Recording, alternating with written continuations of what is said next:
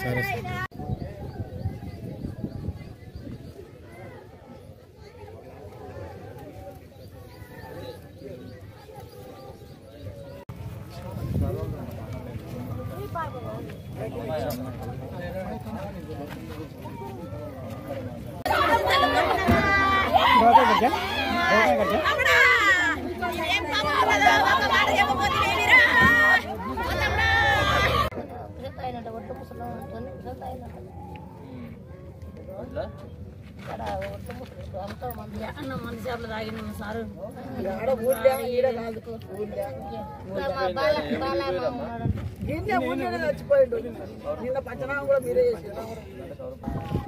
మాకు ఈరోజు పొద్దున అంటే ఇక్కడ మర్డర్ జరిగింది రాజీవ్ నగర్ దగ్గర అని అంటే వచ్చి చూడడం జరిగింది మా ఇన్స్పెక్టర్ గారు అందరం.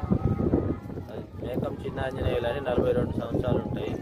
ఈ గొర్రెల దగ్గర అంటే మేకలు ఉండే దాని దగ్గర పడుకుంటే రాత్రి ఎవరో గుర్తులేని వ్యక్తులు వచ్చి గొంతు కోసి చంపడం జరిగింది.